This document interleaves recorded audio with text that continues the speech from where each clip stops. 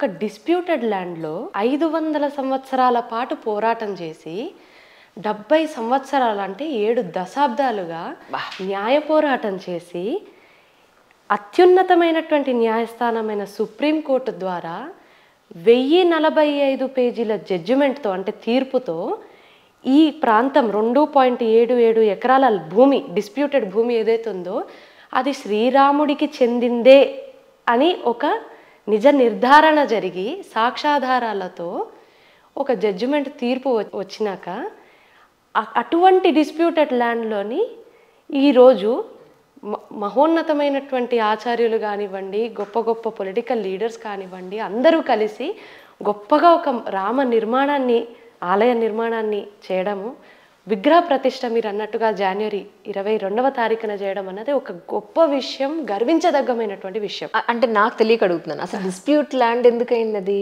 ఎందుకని చెప్తాను, ఎందుకంటే తర్వాత వస్తాను హిస్టరీలోకి వస్తాను. ఎందుకంటే ఈ డే ఎంత ఇంపార్టెంట్ అని నేను ముందు చెప్పాలనుకుంటున్నాను before going into the legalities or history of this landmark judgement. ఎందుకు అయోధ్య కేసు ఎందుకు ఇంత ప్రాముఖ్యమైంది అని అంటే, నేను అన్నాను ఇందాక మాటలో 500 సంవత్సరాల పోరాటం జరిగింది ఈ భూమి కోసం. ఎవరికి? ముస్లిమ్స్కి, హిందూస్కి, మందిర్ మసీద్ గొడవ ఇది. సో 1947లోని ఆగస్ట్ 15th రోజున 200 సంవత్సరాల పాటు మనల్ని బ్రిటిష్ వారు మన భారత మాతని దాస్య విముక్తురాల్ని చేయడానికి, బ్రిటిష్ వాళ్ళని తరిమి కొట్టడానికి మన భారతీయులు మన హక్కులు ఎవరి సొత్తు కాదు అని నిరూపించినటువంటి ఆ రోజు ఎంత గొప్పదో నన్ను అడిగితే రేపు జనవరి 22 అంతే గొప్పది. ఎందుకంటే రాముడు తన హక్కుల్ని నిరూపించుకున్నాడు.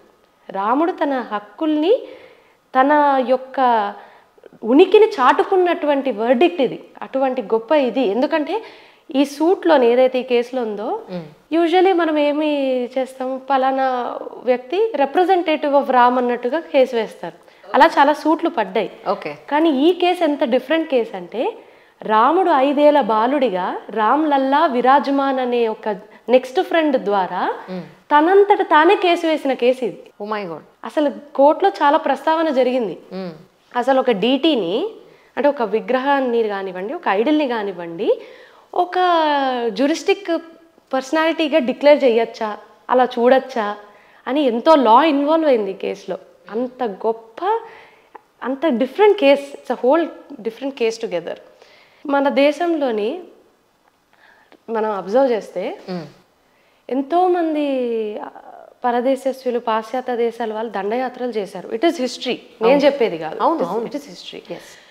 మన ఉదాహరణకు తీసుకుంటే శ్రావణ బెలగోల, అవును, లేకపోతే హలిబిడ్ బేలూరు, ఇంకా నార్త్ ఇండియన్ టెంపుల్స్ అయితే మొత్తం ఢిల్లీ సల్తనేట్స్, ముఘల్ ఎంపరర్స్ మొత్తం ధ్వంసం చేసి భూస్థాపితం చేసేసినటువంటి పరిస్థితులు కూడా ఉన్నాయి. ఇటువంటి సందర్భంలో I would rather see this as a civilizational victory rather than a historical victory, rather than a religious victory or a historical victory. నేను దీన్ని ఒక సివిలైజేషనల్ విక్టరీగా చూడాలనుకుంటున్నాను. ఎందుకంటే మన భారతదేశంలోకి వాళ్ళు రానంత వరకు మన భారతదేశం ఏంటి? హిందూయిజమే కదా. అంతేగా. ఆంగ్లేయులు వచ్చాక, ఢిల్లీ సల్తనేట్స్ కానివ్వండి, ముఘల్స్ కానీ వచ్చాక జరిగిన సబ్సిక్వెంట్ కన్వర్షన్సే కదా. అంతకుముందు మన నాగరికత ఏంటి, మన నేషనాలిటీ ఏంటి, ఇంకా ప్రపంచ నాగరికత ఇంకా కళ్ళు కూడా తెరవకుండా అటువంటి సమయంలో ఉద్భవించినటువంటి సింధు నాగరికత మన ఇండస్ వ్యాలీ సివిలైజేషన్లోని పశుపతి అనేటటువంటి దైవాన్ని పూజించేవాళ్ళు, మదర్ గాడెస్ అనేటటువంటి దైవాన్ని పూజించేవాళ్ళు. అంటే దాని అర్థం ఏంటి? ఈరోజు మన సివిలైజేషన్ గెలిచింది, మన నాగరికత విజయం ఇది.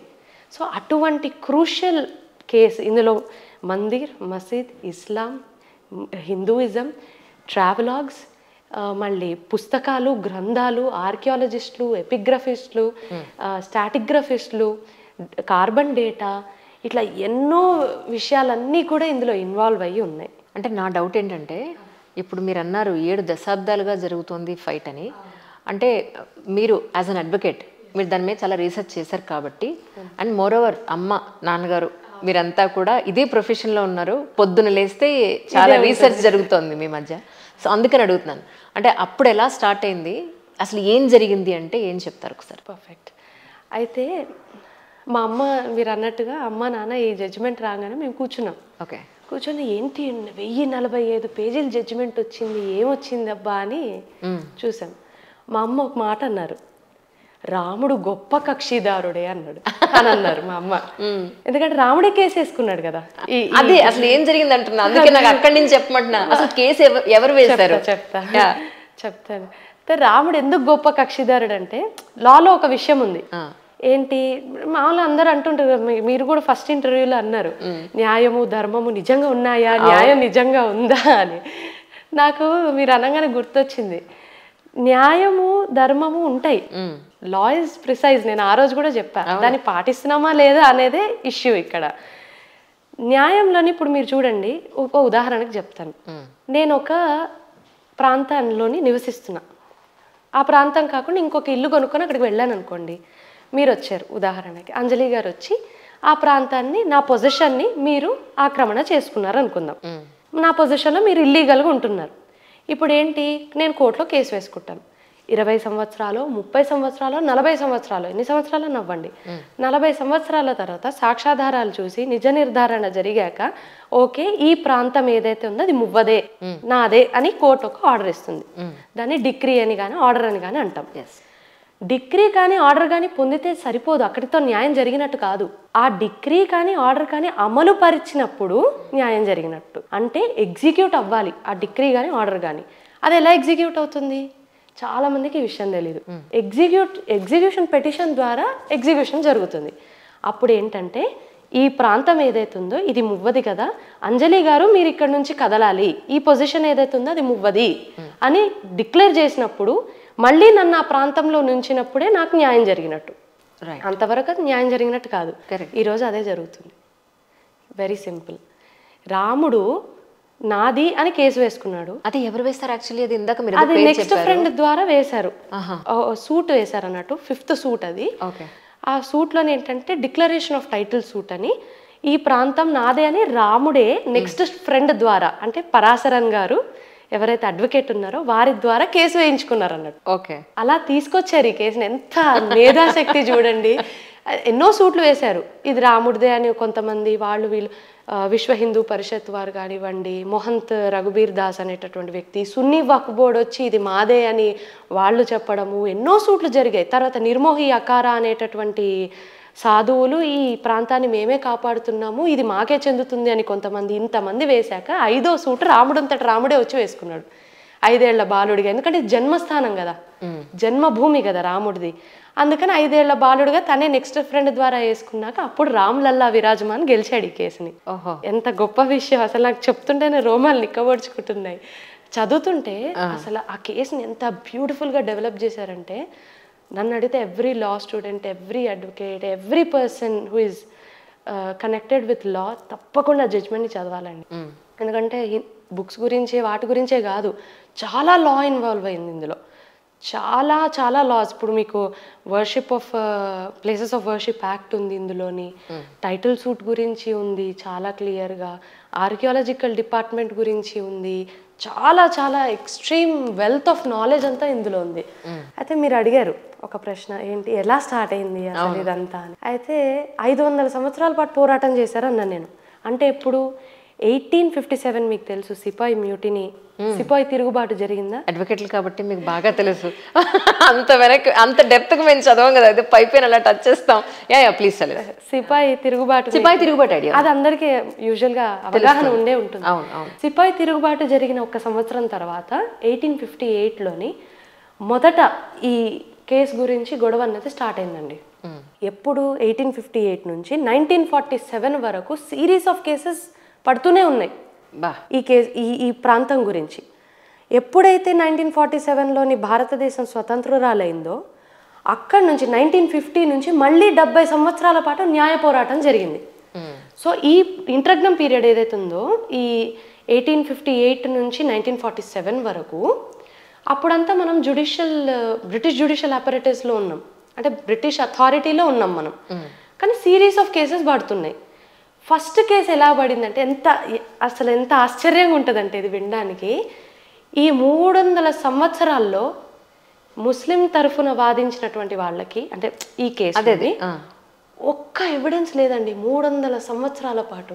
ఒక్క ఎవిడెన్స్ లేదు, not even one evidence that shows ఏంటి అని. అది తర్వాత చెప్తాను నేను, ఇంకా ఇంకా చెప్పే కొద్దీ మీకు ఇంకా ఇంట్రెస్టింగ్ అనిపిస్తుంది. 300 సంవత్సరాల పాటు ఎవిడెన్స్ లేదు. 70 సంవత్సరాల టైం కోర్టు ఇచ్చినటువంటి పీరియడ్ ఈ కేసు జరిగిన పీరియడ్. ఈ 300 సంవత్సరాల్లో వన్ ఆఫ్ ది ఈవెంట్ ఇండిపెండెన్స్కి ముందు ఏం జరిగిందంటే, ఒక తానేదారు ఫస్ట్ ఒక ఎఫ్ఐఆర్ రిజిస్టర్ అవ్వడం జరిగింది ఒక తానేదారు ద్వారా. తానేదారు అంటే station house officer. Faizabad district కోర్టులోని స్టేషన్ హౌస్ ఆఫీసర్ ఒక ఎఫ్ఐఆర్ని రిజిస్టర్ చేసి డిస్ట్రిక్ట్ కోర్టుకి తీసుకొచ్చారు. పోలీస్ స్టేషన్లో రిజిస్టర్ చేసి డిస్ట్రిక్ట్ కోర్టుకి తీసుకొచ్చారు. ఏమని, ఇక్కడ హిందూ ముస్లింల గొడవలు అవుతున్నాయి, ఇక్కడ మందిర్ మసీదు గొడవలు అవుతున్నాయి, కమ్యూనల్ రైట్స్ అటువంటి పరిస్థితులు అంటే శాంతియుతంగా లేని పరిస్థితులు చాలా ప్రభవిల్లుతున్నాయి, ఇది ఎఫ్ఐఆర్, ఇది రిపోర్టు అని వచ్చింది. సింపుల్గా చెప్తా, నెక్స్ట్ డే ఏమైందంటే మసీద్ యొక్క ముత్తవల్లి వచ్చాడు కోర్టుకి. ముత్తవల్లి అంటే సూపరింటెండెంట్ ఆఫ్ ద మాస్క్. మసీదుకి సూపరింటెండెంట్స్ ఉంటారు అన్నమాట. ఆయన వచ్చి అవునండి ఇలా జరిగింది, నేనే సాక్షిని, ఇటువంటి పరిస్థితులన్నీ వస్తున్నాయి, లా అండ్ ఆర్డర్ ప్రాబ్లమ్స్ వస్తున్నాయి అని సంతకం పెట్టి నేను ముత్తవల్లి సూపరింటెండెంట్ ఆఫ్ మసీదీ జన్మస్థానం రాసిపోయాడు. ఎక్కడన్నా ప్రపంచంలో మసీదు పేరు జన్మస్థానం ఉంటుందా? అయిపోయిందా? ఫస్ట్ ఎవిడెన్స్ వాళ్ళంతటా వాళ్ళే చెప్పిన ఎవిడెన్స్. ఇక్కడ హిందూ గ్రంథాలు, ట్రావెలాగ్స్ అంటే యాత్రా గ్రంథాలు, పుస్తకాలు ఇవన్నీ పక్కన పెడితే మన చరిత్ర చూసుకుంటే వాళ్ళంతటా వాళ్ళే చెప్పారండి ప్రతి చోట. సింపుల్గా ఆలోచిద్దాం. దీనికంటే ముందు నేను ఒక చిన్న విషయం చెప్తాను. భారతదేశంలో చాలా దండయాత్రలు జరిగాయి. ముఘల్స్ కానివ్వండి, ఢిల్లీ సల్తనేట్స్ కానివ్వండి, చాలా దండయాత్రలు చేశారు. దండయాత్రలు చేసిన ప్రతిసారి ఆలయాల్ని ధ్వంసం చేశారు. ఇది నిజమే కదా, నేను చెప్పింది కాదు, మనం ఏదో సరదాగా మాట్లాడుకునే విషయం కాదు, చరిత్రలోనే చూపిస్తుంది. History is telling. ఇంకా గట్టిగా మాట్లాడితే మార్క్సిస్ట్ లెఫ్టిస్టులు రాసినటువంటి ఎన్సీఆర్టీ పుస్తకాల్లోనే ఇప్పుడు మన ఐఏఎస్ ఆఫీసర్స్, ఐపీఎస్ ప్రిపేర్ అయ్యే లెఫ్టిస్ట్ హిస్టరీ అంతా అందులో క్లియర్ గా చెప్తుంది. They simply vandalise the temples and ఆ వ్యాండలైజ్ చేసిన టెంపుల్స్ ని మీలాగా నాలాగా సాధారణ అప్పటిలో భక్తులు కానివ్వండి, లేదా ఆలయాల్లో అర్చకులు కానివ్వండి, లేదా చిన్న చిన్న రాజులు, ముఘల్ కింగ్డమ్ కింద ఉన్న రాజులు దాన్ని మళ్ళీ నిర్మాణం చేసుకుంటూ వస్తున్నారు. అలాంటి ఉదాహరణనే సోమనాథ్ ఆలయం. చాలా మందికి తెలిసి ఉంటుంది. సోమనాథ్ ఆలయాన్ని 16 సార్లు దండయాత్ర చేసి భూస్థాపితం చేసిన చరిత్ర. భూస్థాపిత అంటే ఆనవాళ్ళు కూడా లేనంత లెవెల్లో 16 సార్లు దండయాత్ర చేశారండి. ఎవరు? మహమ్మద్ గజనీ నుంచి ఔరంగజేబు, మళ్ళీ అల్లావుద్దీన్ ఖిల్జీ, ఎంతోమంది దండయాత్రలు చేశారు. సరే, ఆలయాన్ని మనం ఉదాహరణకు తీసుకుందాము. సరే అనుకుందాం ఒక విషయము, ఆలయాన్ని ఓన్లీ సంపద కోసము, లేకపోతే అక్కడ దొరికేటటువంటి ఆలయాలు అప్పట్లో బ్యాంక్స్ అండి. అవును, నిజం చెప్పాలంటే అక్కడ ఉండేటటువంటి జ్యువెల్స్ కోసము, లేకపోతే అక్కడ ఉండేటటువంటి వాటి కోసమో చేసుంటే 16 సార్లు ఎందుకు దండయాత్ర జరుగుతుంది? అదే కదా, పూర్వ వైభవము అన్ని సార్లు ఉండదు కదా. అవును, నీలాంటి నాలాంటి వ్యక్తులు ఏం చేశారంటే కట్టడానికి ప్రయత్నించారు. కట్టినప్పుడు ప్రతిసారి అదే నిర్మాణంలో ఉండదు కదా, అదే మెజర్మెంట్స్ అవి ఉండకపోవచ్చు, మారిపోతూ ఉంటుంది. ఆ మారిపోయినా కూడా ప్రతిసారి టెంపుల్ ఒరిజినల్ నేమ్ అలాగే ఉంచారు. దానికి పర్ఫెక్ట్ ఉదాహరణ ఈ సోమనాథ్ టెంపుల్. మీరు నమ్మరు, ఎంత హృదయ విదారకంగా ఉంటుందంటే ఈ విషయము. ఔరంగజేబు తనకి 80 ఏళ్ళు వచ్చాక 80వ సంవత్సరంలో సోమనాథ్ ఆలయం ఇంకా ఉందా, అక్కడ ఇంకా వర్షిప్ జరుగుతుందా, అక్కడ వర్షిప్ జరిగితే ఇప్పుడే వెళ్ళి దాన్ని ధ్వంసం చేయండి అని ఆర్డర్ ఇచ్చాడండి. ఏ విధంగా ధ్వంసం చేయండి అంటే అది మళ్ళీ ఇంకా అసలు మళ్ళీ దాని నిర్మాణం జరగకూడదు అనే లెవెల్లోని. ఎందుకని అంటే దట్ వాజ్ దేర్ అజెండా. వాళ్ళ చాలా రీజన్స్ ఉన్నాయి. One thing, they wanted to loot the country, అది మన హిస్టరీ చెప్తుంది. రెండోది ఇస్లాం యొక్క ప్రాపగేషన్ కోసం. అప్పట్లో సెక్యులర్ భావం మనకుంది, వాళ్ళకి లేదు కదా అప్పటి వాళ్ళకి. తర్వాత రాజ్యాంగంలో సెక్యులర్ అన్న పదం మనకేమో it's not a foreign word. అవును, మనం అందరినీ ఆహ్వానించాం, అందరినీ మన దేశంలో ఒక చోటు కలిగించాం. అది మన సాంప్రదాయంలోనే ఉంది. అది సో ఆ దండయాత్ర చేసినోడికి సెక్యులర్ భావాలు ఉండవు కదా. అవును కదా, వాడు ధ్వంసం చేయాలనే చూస్తాడు. ఇంకా భయంకరమైన విషయం చెప్తాను నేను. నలంద యూనివర్సిటీ మీకు ఐడియా ఉండే ఉంటుంది, గొప్ప యూనివర్సిటీ అది. అవును, నలంద యూనివర్సిటీని భక్తయార్ ఖిల్జీ కాల్చివేసాడు దండయాత్ర చేసి. మన గ్రంథాలు అక్కడ ఆ యూనివర్సిటీలోని మెటలర్జీ, ఆస్ట్రానమీ, మ్యాథ్స్ ఇటువంటి అడ్వాన్స్డ్ సబ్జెక్ట్స్ టీచ్ చేసేవారండి. అటువంటి విశ్వవిద్యాలయాన్ని భక్తయార్ ఖిల్జీ కాల్చివేస్తే 3 నెలల పాటు అక్కడ ఉన్నటువంటి గ్రంథాలు కాలుతూనే ఉన్నాయి. 3 నెలలు అంటే ఇమాజిన్ ఎంత జ్ఞాన సంపద పోయింది, మన దేశం యొక్క ఎంత శిల్ప సంపద పోయింది. Can we restore that? ఈరోజు మనం రిస్టోర్ చేయలేము. అటువంటి బుక్స్ కానివ్వండి, అటువంటి గ్రంథాలు మనం రిస్టోర్ చేయలేము. కానీ ఆ రిస్టోరేషన్, ఆ రివైవలైజేషన్ అయోధ్య కేసులో జరుగుతుంది. అది ఒక గొప్ప విషయం. అందుకే that is the trending topic now. మీరందరూ ఎందుకు ఇంత ట్రెండింగ్, ఎందుకు ప్రపంచం మొత్తం చూస్తుంది అంటే ఎందుకు చూస్తుంది. అవును, సో అలాగా స్టార్ట్ అయింది. నేను చెప్పా కదా మసీదీ జన్మస్థాన్. సో ఎప్పుడైతే ఆలయాల్ని ధ్వంసం చేశాక వీళ్ళు పునర్నిర్మాణం చేస్తూ వచ్చారో ఆలయం పేరు అదే ఉండింది. దట్ ఈస్ హౌ రామ జన్మభూమి అనే పేరు అలాగే ఉండింది.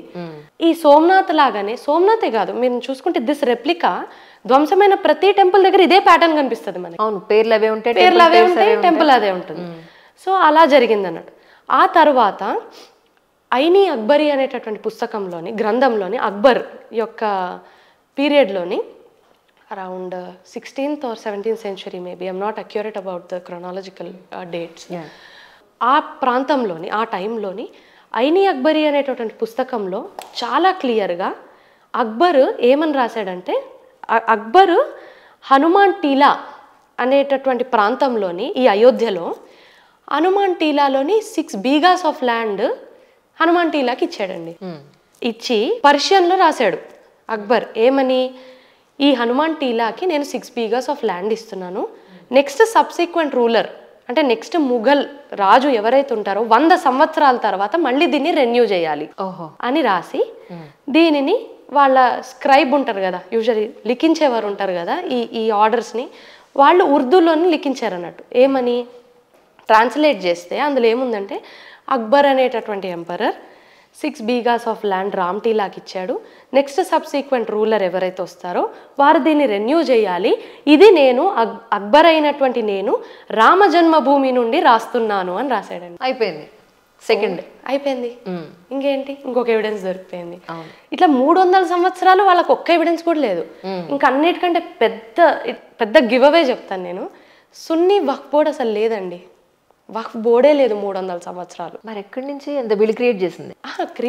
ఇప్పుడు వక్ఫ్ బోర్డ్ వచ్చింది. వక్ఫ్ బోర్డ్ ఇప్పుడు ఏమని వచ్చిందంటే, సూట్ ఏం వేశారంటే, ఈ బాబర్ అనేటటువంటి వ్యక్తి ఎవరైతే ఉన్నారో, బాబర్ అనే వ్యక్తి సున్నీ ముస్లిం కాబట్టి ఈ మాస్క్ మా సున్నీ వక్ఫ్ బోర్డ్కే చెందుతుంది అని చెప్పి ఇప్పుడు వచ్చారు. అప్పుడు నేను అనేది వక్ఫ్ బోర్డ్ అంటే అన్నేళ్ల క్రితం లేదు.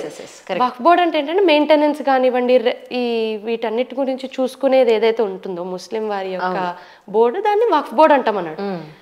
So there is no evidence of Sunni Waqf board which is a clear indication of smash and grab. Smash చేశారు, గ్రాబ్ చేసుకొని స్మాష్ చేసేసారు, దోచుకున్నారు, ధ్వంసం చేశారు. That is an indication. ఇంకా అన్నిటికంటే ముఖ్యమైన వాళ్ళంతటి వాళ్ళు చెప్పిన ఎవిడెన్స్లు ఇవి, మనం సృష్టించినవి కాదు. వే బిఫోర్ దిస్ అజిటేషన్ ఇవన్నీ జరుగుతున్నాయి.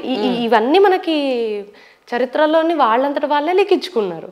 సో ఇంకా ఇంపార్టెంట్ ఎవిడెన్స్ వాళ్ళంతటి వాళ్ళు రాసింది ఏంటంటే, హదిక్కా-ఈ సుధానా అనేటటువంటి పుస్తకంలోని, సుధానాను అనేటటువంటి ఇస్లాం పుస్తకంలోని మిర్జా జాన్ అనేటటువంటి వ్యక్తి, పోత్రి అంటారు, ఔరంగజేబ్ యొక్క పోత్రి ఆవిడ, వారు రచించినటువంటి పుస్తకంలో ఏమనుందంటే, ఇస్లామీల యొక్క టార్గెట్, ఇస్లాంల యొక్క అప్పట్లో ఢిల్లీ సల్తనేట్స్ కానివ్వండి, ముఘల్స్ కానివ్వండి, ఎవరైనా కూడా హిందూ ఆలయాల్ని ధ్వంసం చేయాలి. కాశీ, మథుర, అయోధ్య ఇటువంటి ఆలయాలు, ప్రముఖమైనటువంటి ఆలయాలు ఏముంటాయో వాటిని మేము ధ్వంసం చేశాము, ఇది ప్రైడ్ ఆఫ్ ఇస్లాం అంటే మా ముఘల్స్ కానివ్వండి, మా సల్తనేట్స్ యొక్క గొప్పతనం, విక్టరీ, గొప్పతనం ఇది. మేము ఇంకా భూస్థాపితం చేస్తాం హిందూయిజాన్ని రాబో కాలంలో. అటువంటి మోటివేషన్ ప్రతి ఒక్క రాజుకి ఈ రోజు నుంచి ఉండాలి అని ఆవిడ అందులో రచించారు. Evidence clearly, it's a clear give away. వాళ్ళే రాశారు. తారీఖీ అవధి అనేటటువంటి పుస్తకంలోని అలామా అనేటటువంటి వ్యక్తి, ఇవన్నీ వాళ్ళు రాసినవే. అదే అలామా అనేటటువంటి వ్యక్తి, రామ జన్మభూమి హిందువులకు చాలా ఇంపార్టెంట్. రాముడు, ఎందుకంటే రాముడు మళ్ళీ వాళ్ళే చెప్పారు ఆ డీటెయిల్డ్ ఎక్స్ప్లెనేషన్ కూడా. రాముడు విష్ణు యొక్క 7th అవతారము, హిందువులకు చాలా ముఖ్యమైనటువంటి ఆరాధ్య దైవము. అటువంటి వ్యక్తి అయోధ్యలో సరయూ నది తీరాన పుట్టాడు. అటువంటి ఆలయాన్ని మేము ధ్వంసం చేయడం ఇది మా విక్టరీ అని అందులో రాశాడు. అయిపోయింది. ఈ పుస్తకం కూడా అయిపోయిందా?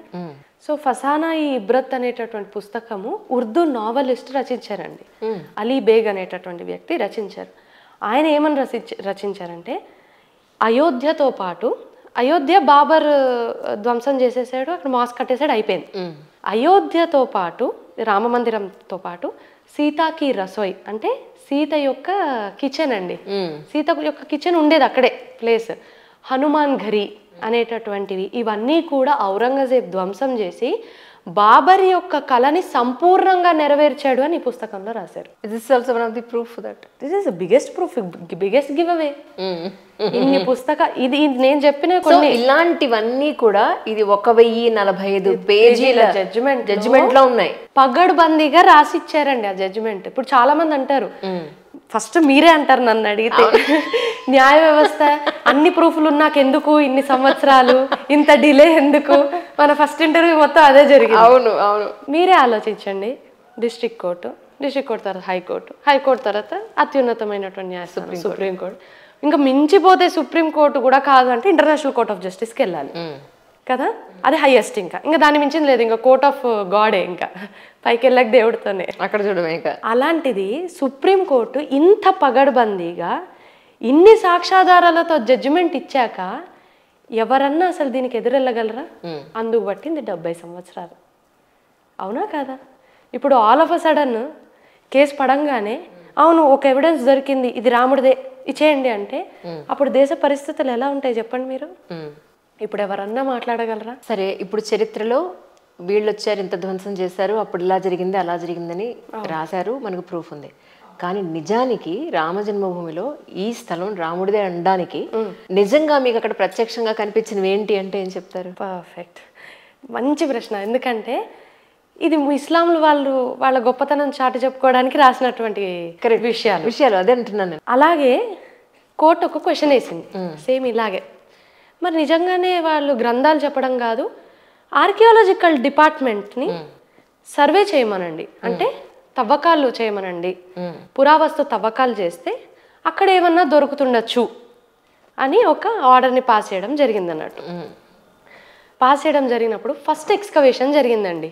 ఎవరు? బీబీ లాల్ అనేటటువంటి వ్యక్తి ఓ 9 మంది టీం, అందులో కేకే మహమ్మద్ అనేటటువంటి ఒక ముస్లిం వ్యక్తి కూడా ఉన్నారు. వారు కలిసి ఈ తవ్వకాలను ప్రారంభించారు.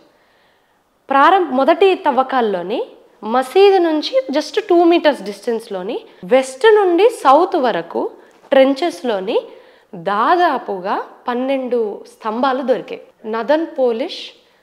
నదన్ బ్లాక్ పోలిష్ వేర్ అనేటటువంటి దానికి చెందినటువంటి 12 స్తంభాలు దొరికాయి. ఈ 12 స్తంభాల పైన కలశాలు, కమలాలు, అష్టమంగళ చిహ్నాలు, ఇటువంటివన్నీ దొరికాయి. And it is very clear that మసీదు పైన లివింగ్ క్రీచర్స్ని కానివ్వండి, ముఖాలు కానివ్వండి ఉండడం ఈజ్ అ హరామ్. హరామ్ అంటే రెస్ట్రిక్టెడ్ ఇన్ ఇది. సో 12 దొరికాయి. అంతేకాకుండా శిఖరం కూడా దొరికింది. సో తర్వాత మళ్ళీ ఒక గ్యాప్ వచ్చింది. ఆ గ్యాప్ తర్వాత మళ్ళీ సెకండ్ ఎక్స్కవేషన్ స్టార్ట్ చేశారు.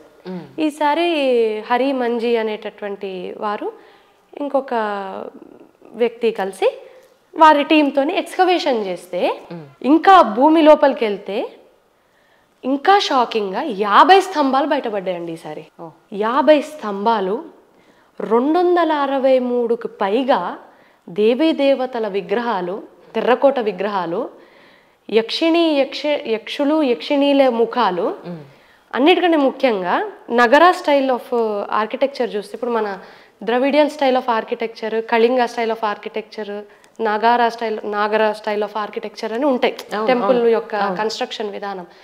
ఈ నాగర స్టైల్ ఆఫ్ కన్స్ట్రక్షన్ ఏంటంటే నార్త్ ఇండియన్ స్టైల్.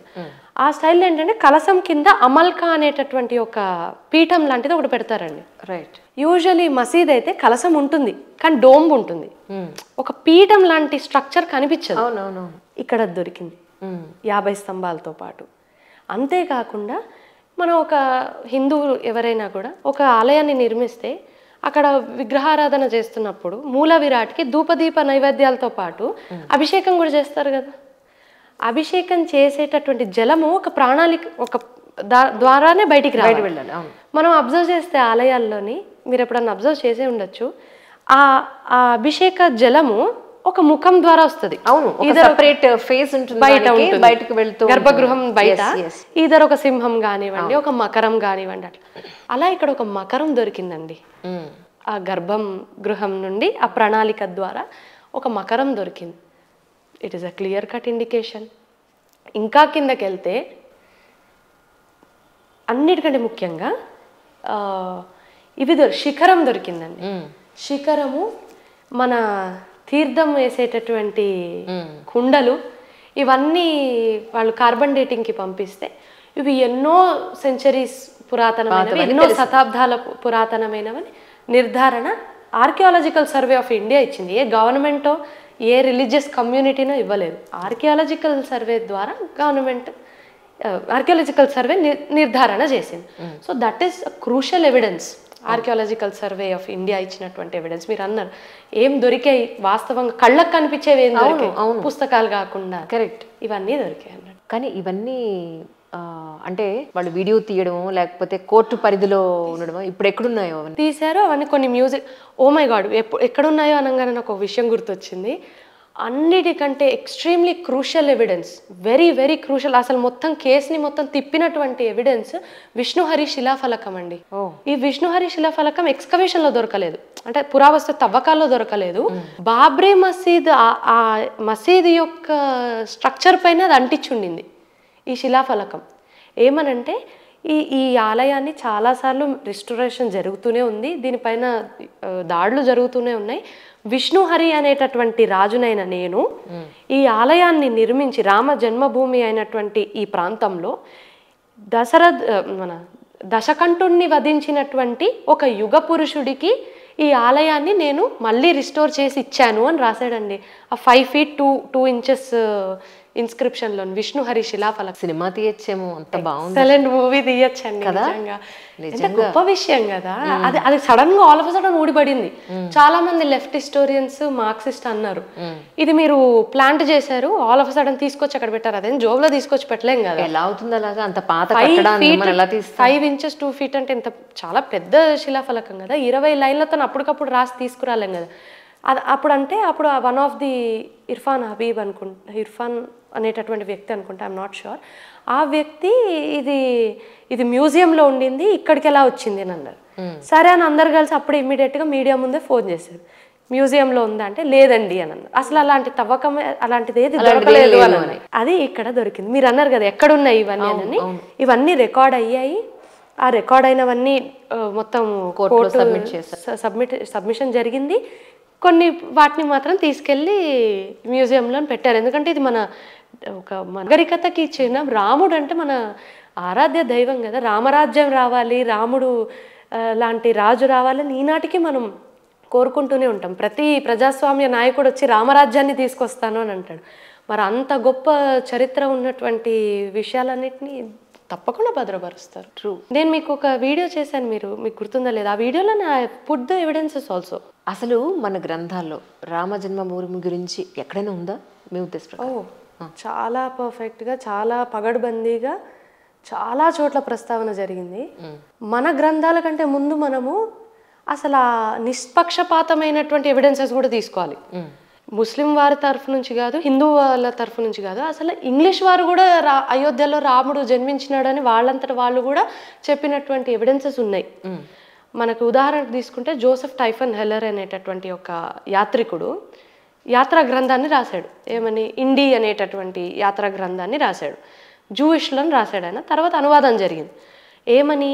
ఈ రామ జన్మభూమిలోని బాబ్రీ అనేటటువంటి ముఘల్ రాజు మీర్ బాకీ అనేటటువంటి తన సేనాధిపతికి 1528లోని ఈ ఆలయాన్ని ధ్వంసం చేసి ఒక మసీదు నిర్మించాలి అనేటటువంటి ఒక ఆర్డర్ని పాస్ చేసినట్టు ఈ బుక్లో ఉంది. నిష్పక్షపాతంగా రచించినటువంటి గ్రంథం. హిందువుల తరఫు కాదు, ముస్లింల తరఫు కాదు. ఆ తర్వాత మనకి మార్టిన్ అనేటటువంటి వ్యక్తి history, antiquities, topography and statistics of eastern India అనేటటువంటి పుస్తకం రాశాడు.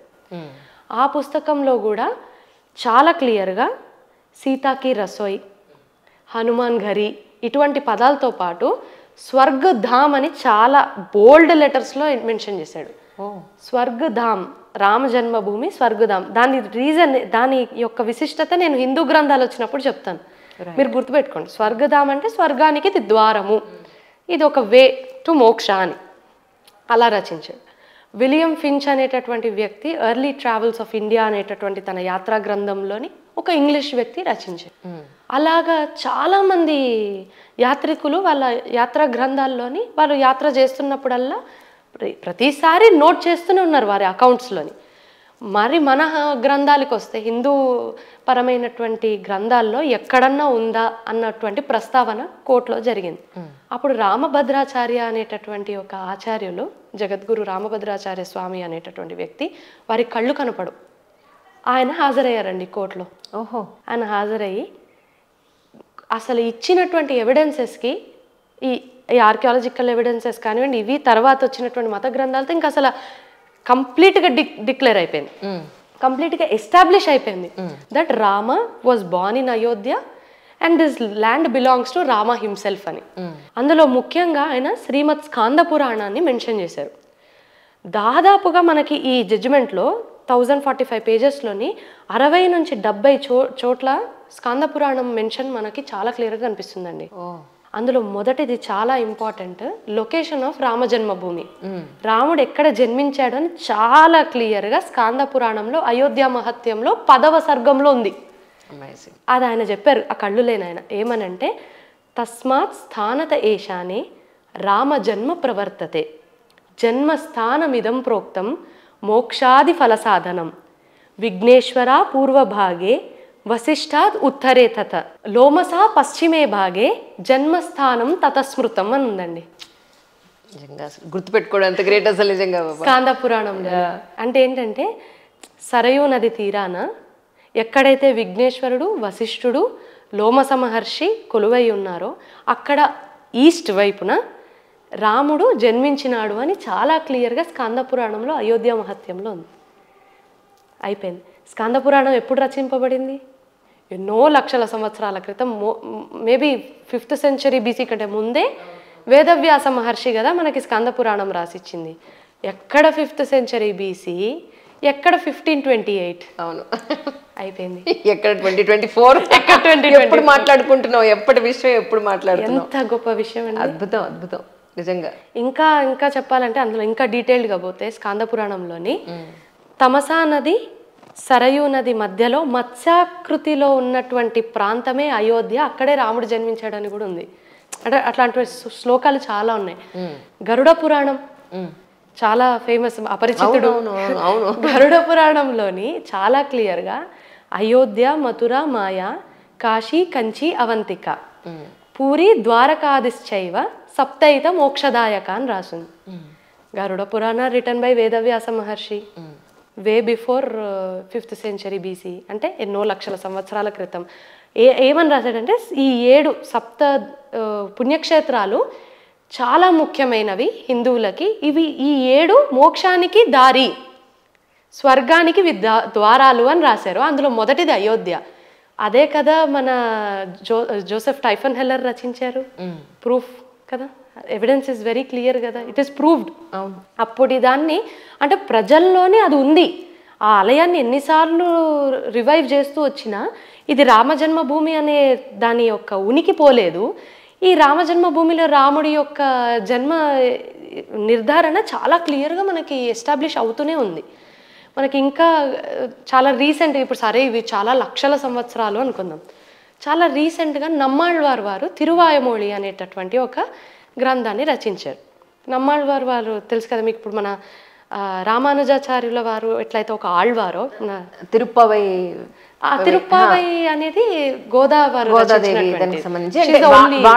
ఆళ్వార్లు ఆచార్యులు ఎవరైతే అందులో ఒక ఆయన, ఒక వారు నమ్మాళ్వారు వారు 1100 సంవత్సరాల క్రితం వారి తిరువాయిమొళిలోని ప్రస్తావన తీసుకొచ్చారు అయోధ్య గురించి. తమిళ్లోని రాముణ్ణి ఐరామపిరన్ అంటారు, ఓహో, అయోధ్యని అయోటిల్ అంటారు. సో 1100 సంవత్సరాల వరకు ఆ హిస్టరీ ఎగ్జిస్ట్ అవుతూనే ఉంది. Then again it was proved by religious scriptures. అంతేకాదు స్కాంద పురాణంలోని అయోధ్య మహత్యంలో 18 నుండి 25 శ్లోకాల వరకు కంటిన్యూస్గా మనకి అయోధ్య రాముడి జన్మభూమే అని నిర్ధారించే శ్లోకాలు కనిపిస్తూనే ఉన్నాయి. And this was recorded in the judgement of the supreme court. ఇది నేను ఆల్ ఆఫ్ సడన్ రీసెర్చ్ చేసేదేం కాదు, నా అంతటా నేను చెప్పే విషయం కూడా కాదు. ఇప్పుడు మనం మాట్లాడుకునే విషయం, మీరు చెప్పే ప్రతి విషయం సుప్రీం కోర్టులో జరిగిన ఎవిడెన్స్ తో ఉన్న ప్రతిదీ మీరు మాట్లాడుతున్నారు. అదే మాట్లాడుతున్నా. అందులో ఏమని రచించిందంటే 18 నుండి 25 శ్లోకాల్లో ఒకటి, యద్ దృష్ట్వాచ మనుష్యస్య గర్భవాసయో భవతి వినా దానేన తపస వినా తీర్థేర్వినా మకైః నవమి దివసే ప్రాప్తే వ్రతధారీ హి మనుషః స్నానదాన ప్రభావేన ముచ్యతే జన్మబంధనాత్ అని రాసిందండి. అంటే ఏంటంటే ఎవరైతే ఈ అయోధ్యలోని వచ్చి నవమి నాడు వారి పూజని వారు నిర్వహిస్తే ఇంకా మళ్ళీ తల్లి గర్భంలో మళ్ళీ జన్మించాల్సినటువంటి అవసరం లేదు.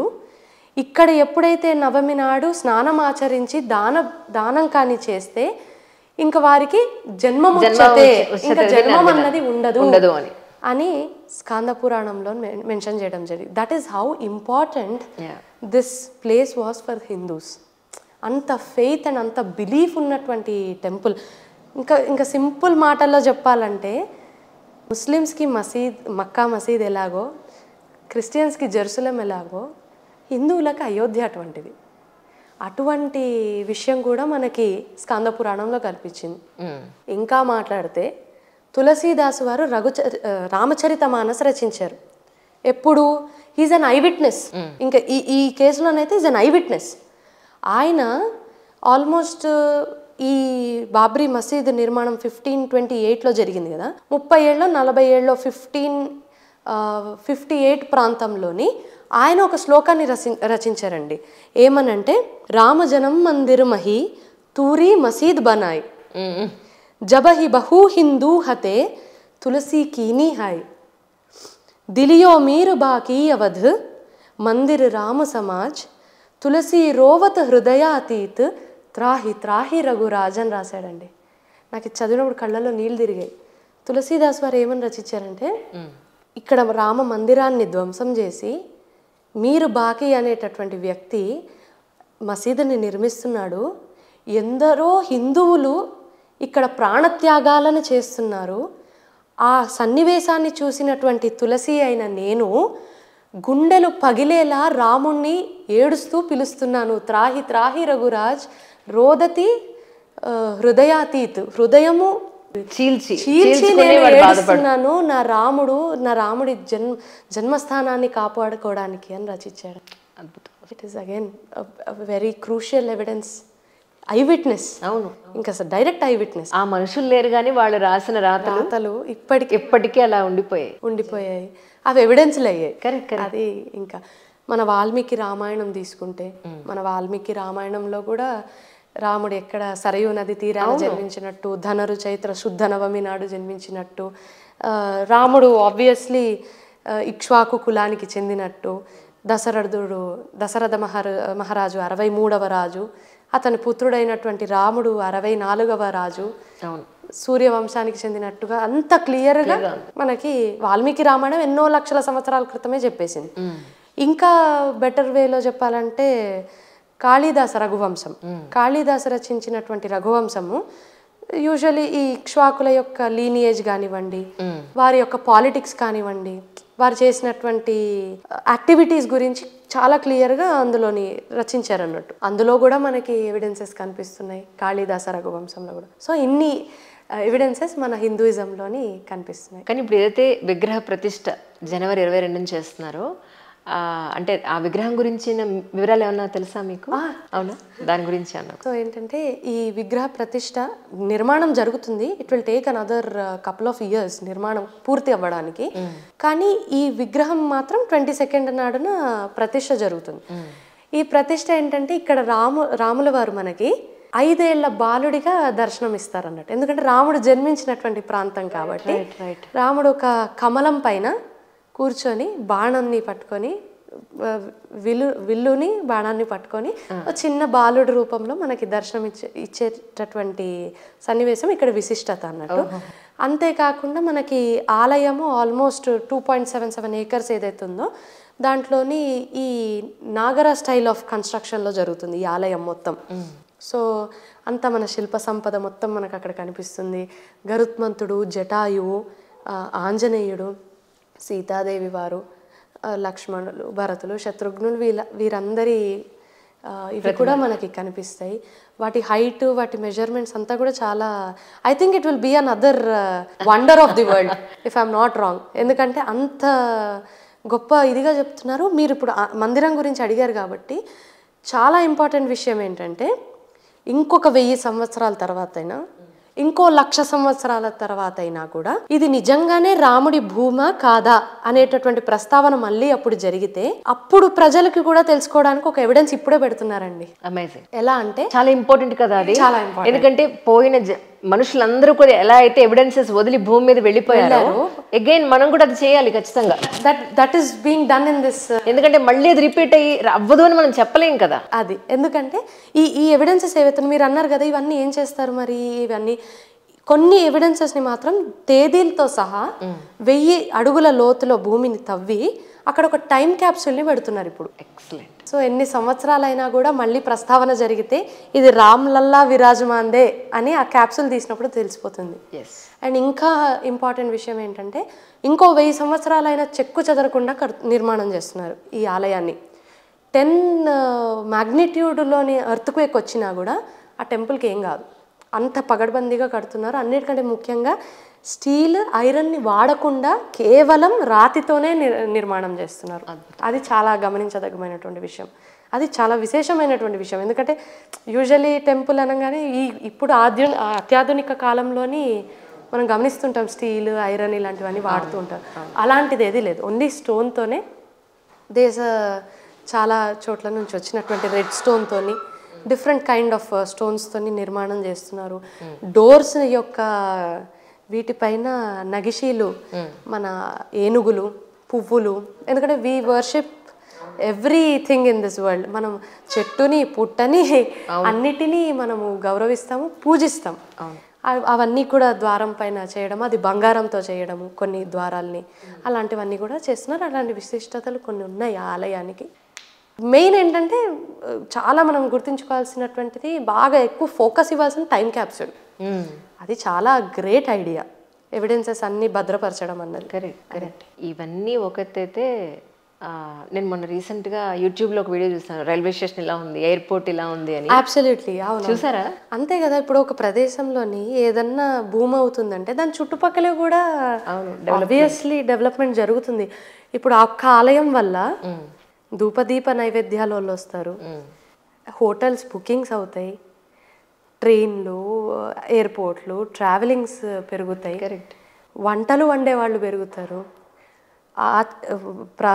ఆలయాల్లోని పనిచేసేటటువంటి అర్చకులు పెరుగుతారు, ప్రజలు భక్తులు ఎవరైతే ఉన్నారో విరాళాల ద్వారా పెరుగుతారు. నాకు తెలిసి మొన్ననే, if I'm not wrong, Amitabh Bachchan గారు 10 ఎకరాల పైన ఎన్నో కోట్లు పెట్టి ల్యాండ్ కూడా కొన్నారట అయోధ్య దగ్గర. So that is a huge development. ఎన్నో డెవలప్మెంట్స్ ఇండైరెక్ట్గా జరుగుతూనే ఉంటాయి. అండ్ దట్ రెవెన్యూ ఇది కూడా మనము అవును మాట్లాడాల్సినటువంటి విషయం. చాలా మంది అంటారు ఎందుకు కట్టాలి, అక్కడ ఒక హాస్పిటలే కట్టచ్చు కదా, అక్కడ ఒక గవర్నమెంట్ స్కూలే కట్టచ్చు కదా అంటే, ఇప్పుడు వచ్చినటువంటి రెవెన్యూతోని ఆ స్టేటే కదా డెవలప్మెంట్ జరుగుతుంది. ఆ డెవలప్మెంట్ జరిగినప్పుడే కదా అక్కడ ఉన్నటువంటి వారికి ఆదాయం దొరుకుతుంది. ఆదాయం ద్వారానే కదా ఈ వచ్చినటువంటి ట్యాక్సెస్ ద్వారానే కదా గవర్నమెంట్ స్కూల్స్ కానివ్వండి, హాస్పిటల్స్ కానివ్వండి నిర్మాణం జరుగుతుంది. ఏ మతం కూడా ఇవ్వనటువంటి ఎండోమెంట్స్ డిపార్ట్మెంట్ నుంచి ఏ మతం కూడా ఇవ్వదు, ఎండోమెంట్స్ డిపార్ట్మెంట్ మాత్రం ఇస్తుంది కదా, దాంతోనే కదా సగము అడ్మినిస్ట్రేషన్ నడుస్తుంది. సో ఇన్ని డెవలప్మెంట్స్ జరిగినప్పుడు దేశాభివృద్ధి కూడా డెఫినెట్గా అది తోడ్పడుతుంది. అండ్ అన్నిటికంటే ముఖ్యంగా ఎందుకు కట్టకూడదు రామాలయాన్ని? రాముడు హిందువులకి ధర్మానికి నిదర్శనం. రామో విగ్రహవాన్ ధర్మ, రాముడే ధర్మం, ధర్మమే రాముడు. రాముడు తండ్రి ఏమంటారు ఇంకెక్కడ మహిమాన్వితమైనటువంటి నిర్మాణం కడతాడో అని భయపడిపోయి జైల్లో వేసేసి కన్న తండ్రిని తాగడానికి మంచినీళ్ళు కూడా లేకుండా చనిపోయేంత వరకు ఆ తండ్రిని హింసించినటువంటి వ్యక్తి కాదు రాముడు. రాముడు పితృవాక్య పరిపాలకుడు. రాముడు ఎంతమందిని అంటే అంతమందిని వివాహం చేసుకున్నటువంటి వాడు కాదు రాముడు. రాముడు ఏకపత్ని వ్రతుడు. రాముడు సీతని అడవుల పాలు చేసి సీత డిగ్నిటీని పెంచి రాముడు అడవికి పంపించాడని ఈనాటికి మనం తనను తిట్టుకునేటటువంటి నిందని తన పైన వేసుకున్నటువంటి గొప్ప భర్త రాముడు. రాముడు ఒక గొప్ప నాయకుడు. శబరి లాంటి ఒక వల్నరబుల్ మహిళ వచ్చి ఎంగిలి పండ్లిస్తే కూడా తిన్నాడు. ఈరోజు ఎంతమంది ప్రజాస్వామ్య నాయకులు అంత భక్తితోని అంత ప్రేమతోని ఉన్నటువంటి నాయకులు మనకు ఒక్కలన్నా కనిపిస్తున్నారా? చేతులు కడుక్కుంటారు వీలైతే. అవును, నెత్తి మీద ముద్దు పెట్టి యువతలకు వచ్చి తుడుచుకున్న వీడియోలు కూడా చూస్తున్నాం. నాయకులు కూడా ఉన్నారు. అవునవును. రాముడు అటువంటి వాడు కాదు. అవును, రాముడు భరతుడు శత్రుఘ్నుడికి పరిపాలించుకోండి అని చెప్పినటువంటి ఒక గొప్ప అన్న. అన్నిటికంటే ముఖ్యంగా తను కౌశల్యకి పుట్టిన కైకేయి కోసము అడవులకు వెళ్ళినటువంటి ఒక గొప్ప మనసున్నటువంటి రాజు, మనసున్నటువంటి వ్యక్తి రాముడు. అటువంటి రాముడి కోసం ఎందుకు నిర్మాణం జరగకూడదు? అటువంటి రాముడి భూమి ఇన్ని సంవత్సరాల పాటు భూస్థాపితమయ్యి 3 లెవెల్స్ అండి, శుంగుల లెవెల్స్, కుషన్ లెవెల్స్, అన్ని 3 లేయర్స్లోని 3 స్ట్రక్చర్స్ కింద దొరికితే 500 సంవత్సరాల తర్వాత బయటపడితే రాముడి ఆలయం ఎందుకు నిర్మాణం కాకూడదు? అవును, ఇది నాగరికత, మన దేశం, మన సంప్రదాయం, మన సంస్కృతికి ఒక నిలువెత్తు నిదర్శనం కదా. డెఫినెట్గా కావాలి. అండ్ అడ్మినిస్ట్రేటివ్గా మాట్లాడుకుంటే డెఫినెట్గా అక్కడ డెవలప్మెంట్ కూడా జరుగుతుంది, ఆదాయాలు, ఎంప్లాయ్మెంట్ అన్నీ పెరుగుతున్నాయి కదా. ఆ భావనతో చూడాలి చూసేటటువంటి వారు కూడా. ఏమైనప్పటికీ నిజంగా చాలా సంతోషించదగ్గ ప్రతి ఒక్కళ్ళు ఈ డిస్కషన్ విన్నప్పుడు ఒకలాంటి ఒక ఫీలింగ్ వస్తుంది. దట్స్ అమేజింగ్ కాన్వర్జేషన్ రాజశ్రీ గారు. Thank you so much once again. Thank you so much.